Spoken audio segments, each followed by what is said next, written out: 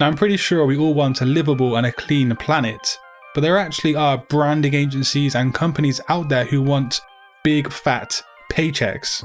The world of branding and marketing isn't as rosy and clean cut as many would believe, and in fact, numerous brands have been straight up lying to you through their graphic design so that you can part with your hard-earned money.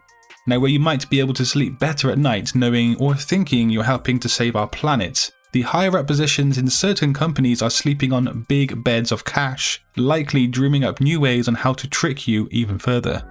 And in today's video, this graphic designer is going to show you how this happens and what brands have been caught doing the dirty on your trust and also maybe your wallets.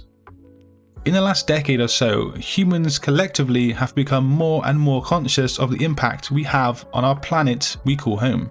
There's no denying that we could do a better job of keeping this place clean, and no, that doesn't mean shoving things under the rug, as that's not an ideal solution. But when there is such a strong trend mentality like eco-friendly movements, there will always be entities ready to capitalize on this and make some mega bucks. Now, don't get me wrong, there are plenty of companies and brands who are really actively trying to save the planet or trying to help improve the quality of the planet we live in. But in today's video, we're not talking about those brands. So, how are people and consumers like yourself being tricked? Have you ever bought a product because it's apparently better for the environment, maybe having a smaller carbon footprint? You might elect to buy organic produce because it's better for the environment and also it's good for your health. Well, that precise mindset is an ideology, and it's the hook that marketing agencies and graphic designers can tap into to take advantage of you. Products and also the marketing around those products need to appeal to a very specific group of people. And in this instance, the product, the packaging, and the message being delivered needs to appear natural, friendly, pure, and also healthy. So we're talking about making use of certain colors that fall in line with that mindset. So think of greens and earthy tones, and also maybe white. Such colors resemble nature and suggest a natural product subconsciously to the buyer. This then can be combined with friendly and approachable typefaces that come across as personal and relatable.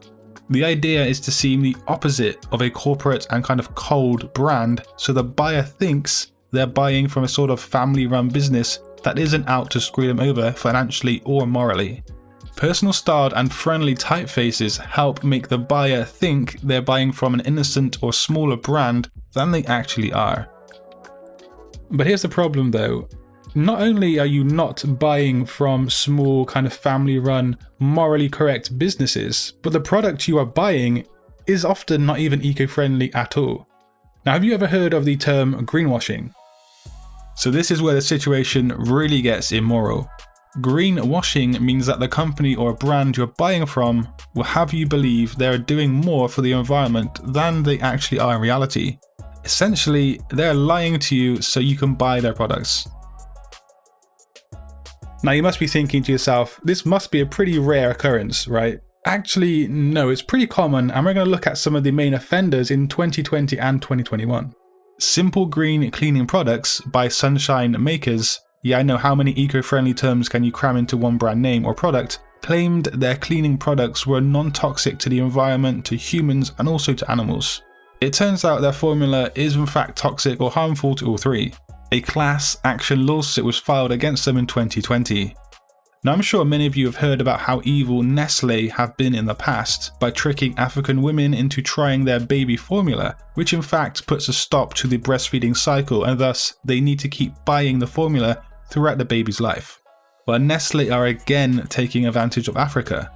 They claimed their chocolate was made from cocoa beans substantially sourced, yet they in fact get their beans from West Africa where virtually no environmental or humanitarian standards are held.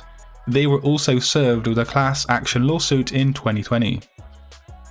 And the list of guilty parties when it comes to greenwashing really does go on and on and on. And we have entities such as BMW, Ford, SeaWorld, the Rainforest Alliance, Nature's Own, and Corn Foods, just to name a few. This is literally a drop in the ocean when it comes to entities greenwashing and pulling the wool over our eyes.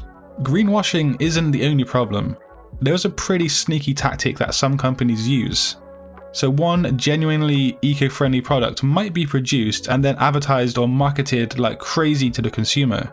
However, other products that company makes will not conform to this eco-friendly standard, but the end consumer is led to believe their entire brand is eco-friendly, either by suggestive marketing or just by flat out lying. So the trick in this strategy is within the branding and the marketing of the actual eco-friendly product. Like we've already established, typeface choice and colors are a key method, but also brands like to use buzzwords.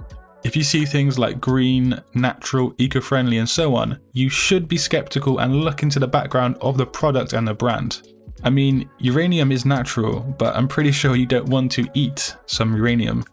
Along with the buzzwords on the packaging might be idyllic imagery, so maybe you might have a farm with a tractor harvesting wheat that suggests the whole product isn't comprised of chemicals.